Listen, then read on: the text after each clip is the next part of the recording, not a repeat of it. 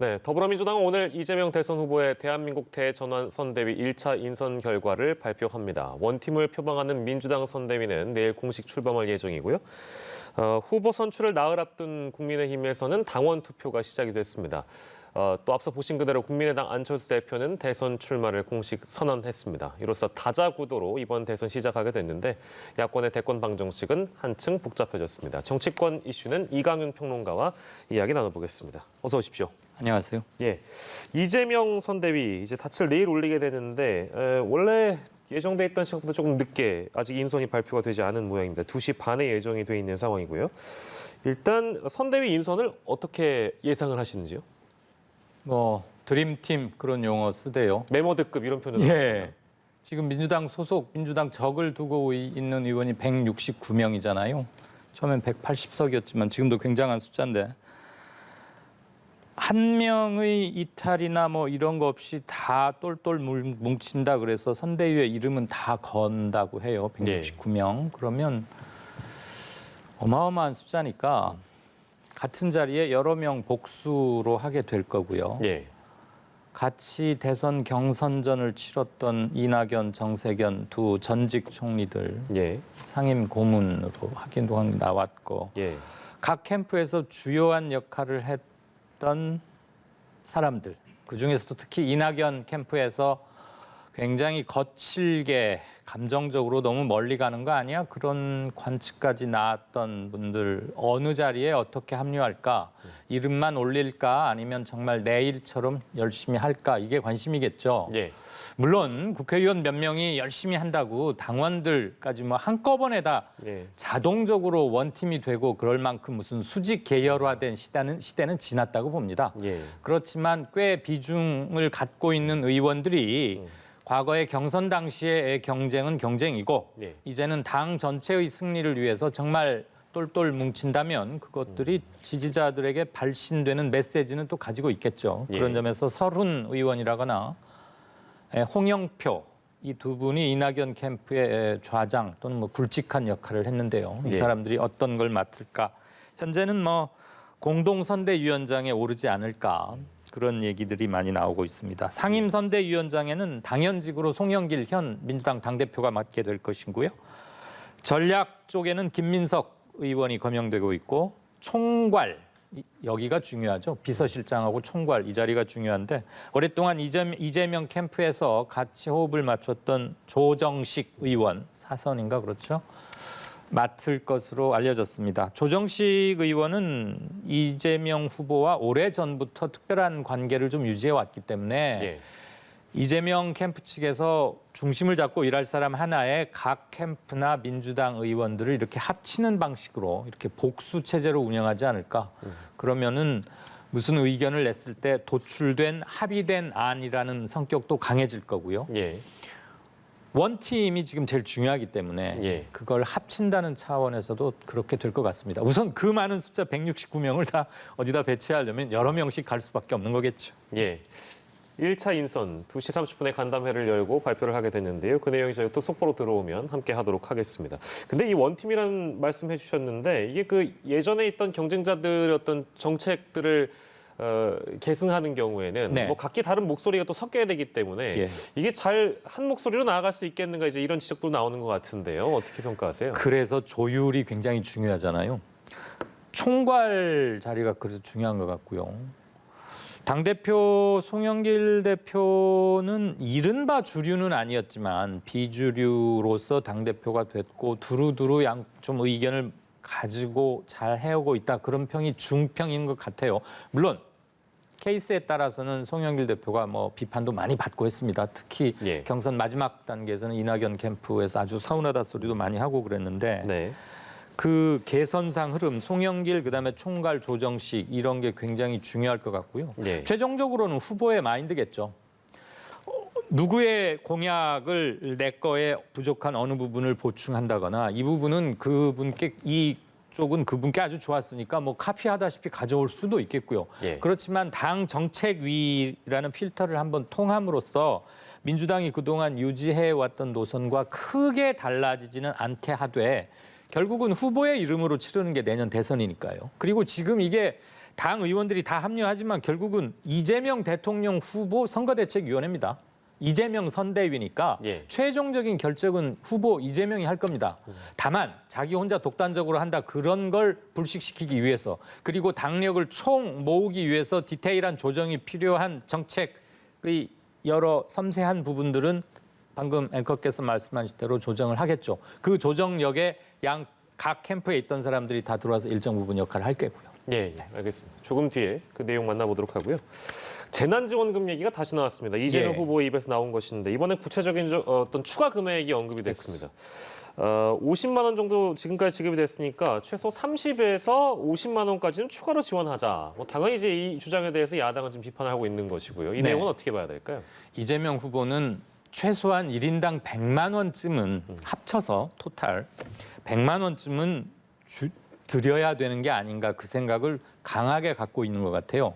제가 기억이 나는데 지난주 초반인가 여기서 똑같은 이슈를 한번 얘기했어요. 음식점 총량제하고 재난금 100만 원 할 때 이게 어떤 의미일까요?라고 앵커께서 물으셔서 의제 선점 기능과 함께 좀 다목적 카드인 것 같다 했는데 그때 100만 원 그래가지고 사람들은 아니 추가로 1인당 또 100만 원 뭐 이렇게 들리셨을 수도 있을 텐데 그게 아니고 지금까지 지급된 게 지역에 따라서 50만 원 또는 48만 원쯤 되니까 1인당 모두 100만 원쯤은 드렸으면 좋겠다. 그러면 한 50만 원 내지 52만 원을 더 드려야 되는데 이게 뭐 화수분이냐 그다음에 국가 재정 뭐 이거 염려하는 측도 있으니까 30만 원에서 한 50만 원쯤으로 일단은 조금 쿠션을 뒀고요. 미국은 물론 단순 비교하는 거 아닙니다. 미국은 370만 원까지쯤 줬더라고요. 그동안 세 차례에 걸쳐서. 일본도 우리보다 금액이 조금 많고요. 뭐 각 나라의 재난지원금 사이즈를 똑같이 맞출 수야 없겠습니다만 이재명 후보 생각은 100만 원쯤은 4인 가족 기준으로 400만 원쯤은 드려야 최악의 상황에서 기본적인 것을 할 수 있는 점 그리고 좀 더 어려운 분들, 차상위 계층이나 한계선에 가 있는 분들에게는 이게 정말 단물 같은 역할을 분명히 하죠. 중상류층들에게는 이 돈 없어도 그만 있어도 그만이겠습니다만 이게 선택적 복지 그런 게 아니고 재난 구원 기금이잖아요. 재난 기금. 그래서 매우 특별한 일이기 때문에 그래서 100만 원을 하겠다는 것이고 당하고 상의 없이 했다. 그다음에 나라 돈 굽고 열어서 곳간에서 쌀 꺼내오는 거니까 국민들 동의도 받아야 되는 물론 국민들에게 나눠드릴 돈이라고는 하지만 국민 대표들의 동의를 얻어야 하고 형식상 그 밟아야죠. 그래서 당 내부에서도 비판이 좀 오니까 한 발을 물러섰습니다만 이것은 아마 확고한 것 같습니다. 추경으로 할지 거듭되는 추경에 대해서 정치적 부담이거나 당청에서 조금 난색이 있거나 특히 기획재정부에서 표할 수도 있겠죠. 그렇다면 내년 예산 물론 지금 큰 얼개는 짜 있습니다만 아직 통과는 안 됐지 않습니까? 거기에다 추가적으로 반영하는 방안. 아무튼 내년 선거를 민주당의 얼굴로서 치르게 될 이재명 후보가 자기 이재명의 이름을 걸고 당에 요구를 하면 당이나 정에서도 이재명 후보의 요구를 나 몰라라 하기는 어려울 겁니다. 그리고 이걸 지금 짧은 기간 안에 벌써 일주일 안에 2번, 3번째 얘기하고 있잖아요. 그 말은 그냥 한번 해보고 눈치 한번 보고 뜨뜻미지근하거나 반응이 시원찮으면 슬그머니 뒤로 이렇게 물릴 그게 아니고 난 분명히 해야겠다 이거예요. 지금 이재명 후보는 너무 적게 줬다. 우리 여력이 있는데 너무 적게 줬다. 그리고 그것은 재정경제부 측의 국가재정 상태에 따른 판단 오류라고 본다라고 원인도 콕 찍어서 지적을 했어요. 재경부 사람들 좀 긴장하긴 할 것 같습니다. 알겠습니다. 아무튼 공격적으로 이슈를 선점하는 이재명 후보의 모습인데 주 4일째 그리고 음식점 총량제 그리고 이번엔 재난지원금 아무튼 다양한 주제들을 아이디어 차원이든 어떤 정책적인 차원이든 많이 던지고 있는 모습입니다.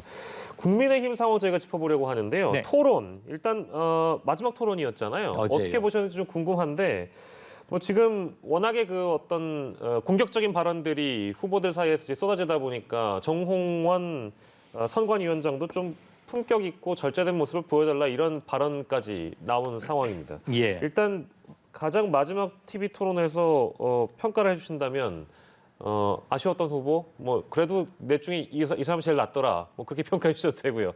어떤 말씀 주시겠습니까?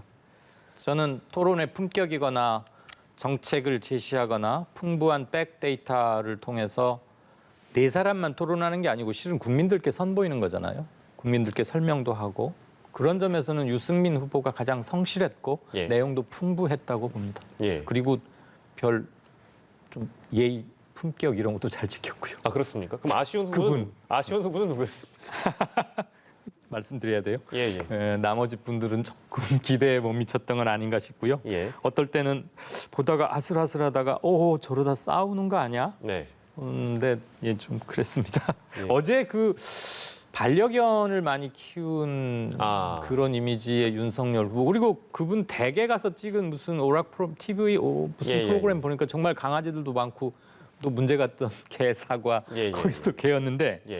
거기에 대해서 뜻밖의 식용견과 반려견을 이렇게 구분하는 듯한 발언은 조금 당혹스러웠어요. 예, 예. 아 반려인도 저렇게 구분을 하나? 저건 조금 문제가 될 것 같다 싶었는데 예. 아닌 게 아니라 일부 언론에서는 어제 그 TV 토론에서도 또 한 번의 실언을 했다 뭐 이런 얘기를 하는데요. 그게 실언일지 본인의 뭐 그 문제에 대한 입장이라면 저는 솔직한 발언이라고 볼 수 있겠습니다. 예. 다만 좀 굉장히 논쟁적인 논란을 많이 낳는 발언을 또 한 번 했다 그런 생각은 듭니다. 예. 알겠습니다. 마지막 TV 토론을 보고 나서 또 국민의힘 당원들 또 우리 국민들께서는 어떻게 또 평가를 하실지 앞으로 이제 만나보게 될 것 같습니다. 최종 대선 후보 선출 과정은 이제 며칠 남지 않았습니다. 그 과정을 좀 간략하게 정리를 하고 갈까요? 예. 지금 벌써 투표가 시작됐죠. 예. 책임당원 투표입니다.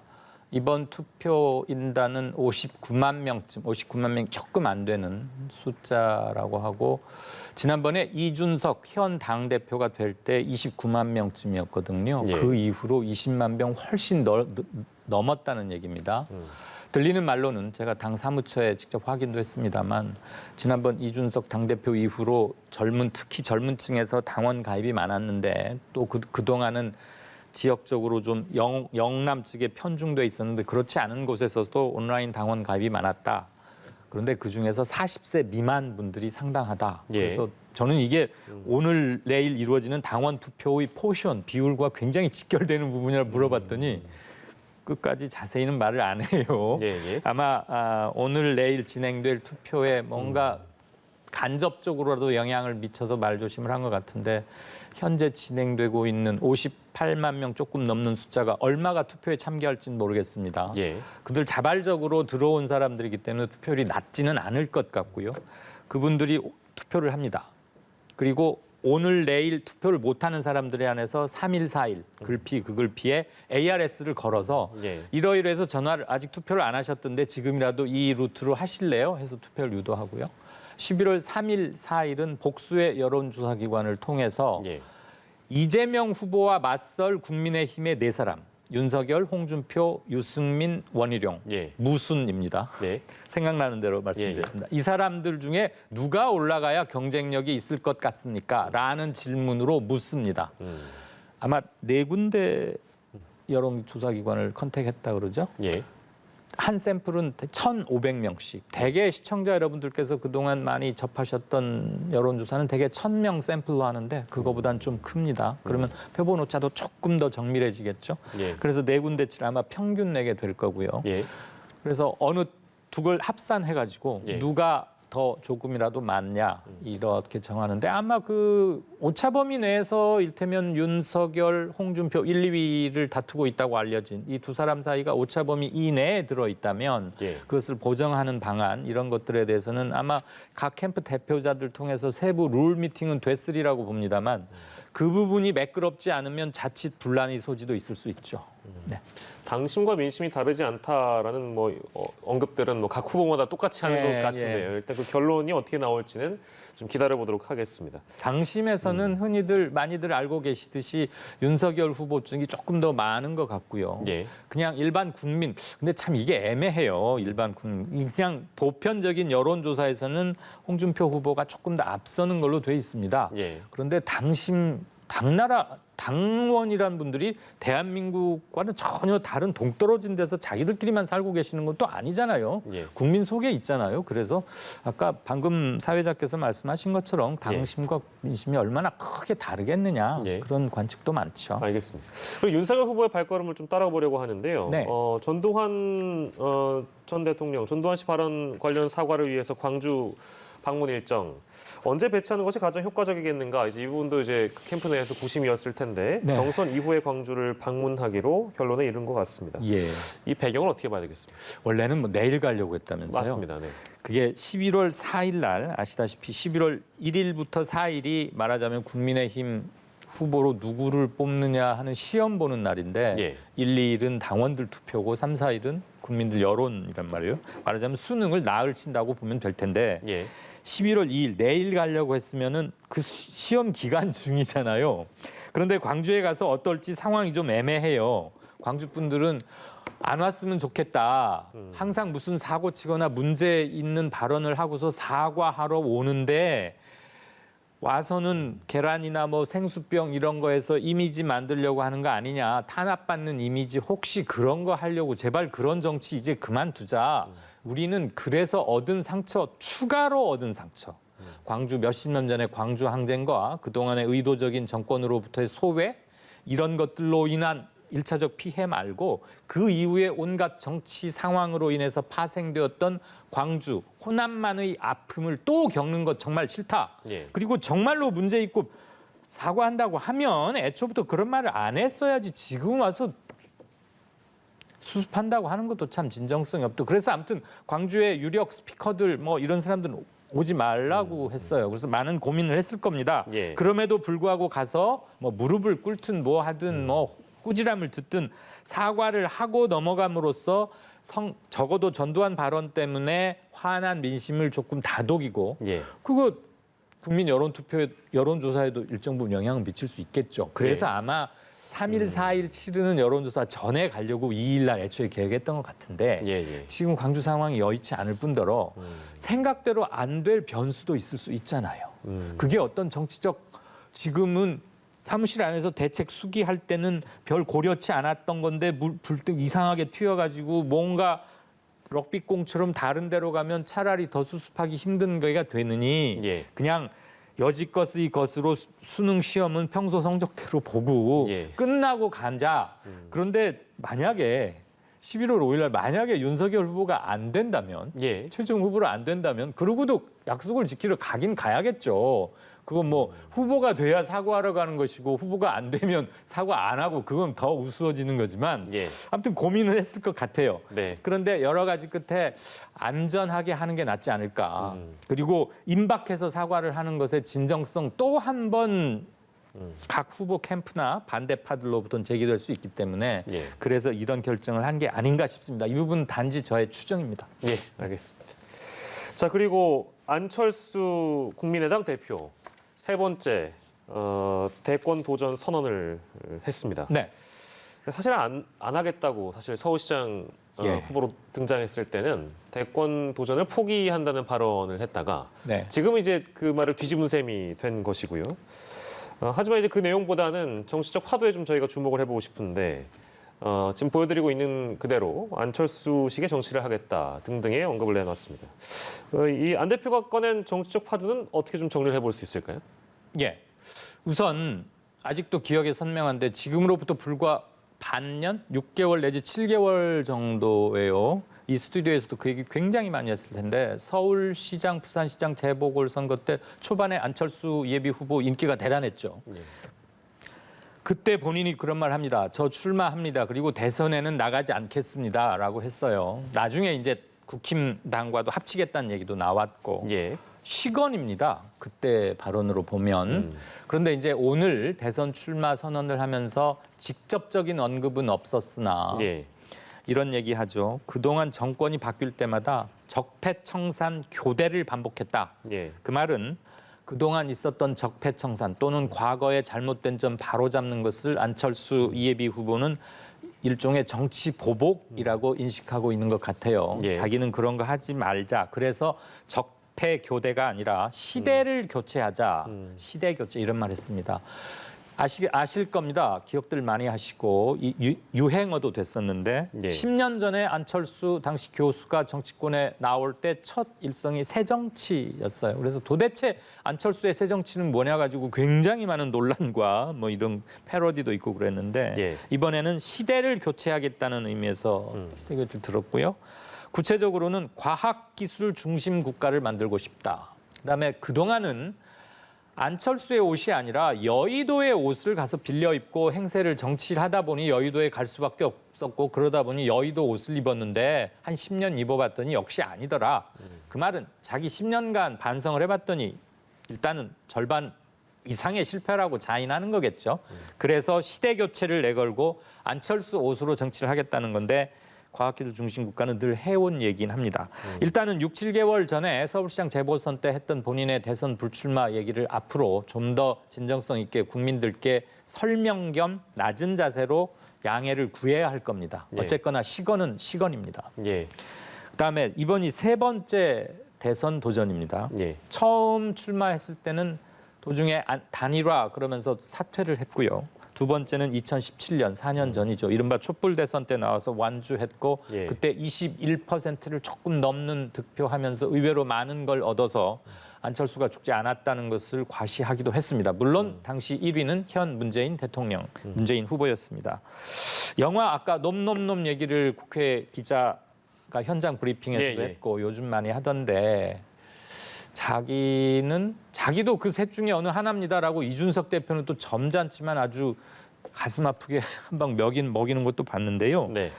놈놈놈으로 비판하실 수 있죠. 안철수 대표야. 예, 그렇다면 자신은 어떤 놈이 아닌 어떤 정치를 하겠다는 건지가 오늘 설문에서는 그렇게 명확히 드러나지는 않았습니다. 또 하나 아직도 완주 여부에 대해서 많은 사람들이 의아해합니다.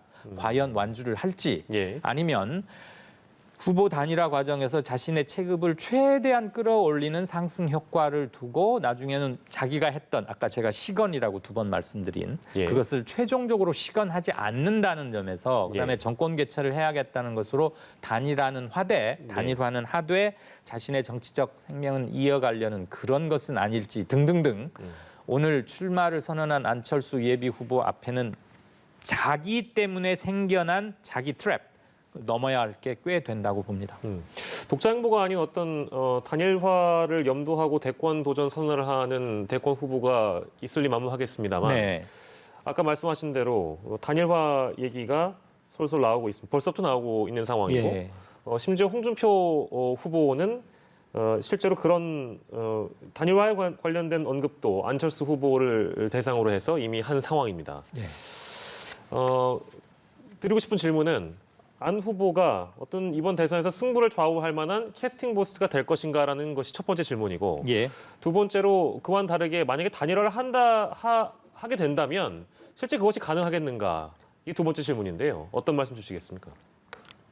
현재 출마를 선언한 사람 그리고 출마가 확정되는 곳은 민주당 이재명, 예, 정의당 심상정 그리고 11월 5일 날 국민의힘의 어느 한 분이 결정이 되겠죠. 예, 물론 나머지 여타 분들 계십니다. 뭐 김동연 그리고 허경영 이런 분들 말씀 못 드려서 미안합니다만 예, 선거에 중요한 영향을 끼칠 수 있는 건 오늘 출마 선언한 안철수까지 한 4명 정도를 꼽고 싶습니다. 예, 그리고 지금 이재명, 국민의힘, 정의당 심상정 이 세 분은 완주할 가능성이 99.999%라고 보고요. 예, 안철수 후보가 만약에 완주를 한다면 지금 현재 나오는 게 4%에서 한 9% 정도 나오고 있습니다. 여론조사 기관별로. 예, 그런데 뭐 출마 선언을 오늘 하긴 했고 그렇게 새로운 건 아니더라도 일단 팩트는 팩트고 뉴스는 뉴스니까요. 예, 그리고 본격적인 대선 행보를 하면은 그동안 보였던 여론조사에서 플러스 1, 2% 최소한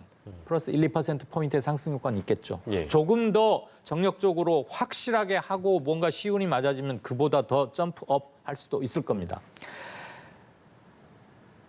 정의당 심 후보와 국민의당 안철수 후보가 점유할 수 있는 최대 포션은 대충 그림은 그려집니다. 이렇게 함부로 말씀드릴 사항은 못 되겠지만 예, 2당 지금 1당과 2당을 점하고 있는 이 두 후보가 최고조로 다투게 되면 지지자들의 수렴 효과, 지지하는 양쪽으로 흩어져서 쫙 결집되는 효과가 있겠죠. 네. 그렇다고 보면 주요 1당, 2당의 후보들이 흔히 말하는 여론조사 오차범위 이내에서 승부가 날 가능성이 상당히 높다고 봅니다. 내년 대선. 네. 그럴 경우에는 안철수 후보나 심상정 후보가 얻게 될 득표율이 왜냐하면 안철수 후보는 아무래도 국민의힘 후보 쪽과 정치적 결이 좀 비슷하고요. 정의당에서는 강력히 부인은 합니다만 정의당 지지자들 중에도 민주당 이재명 찍겠다는 사람이 지금도 한 30% 나옵니다.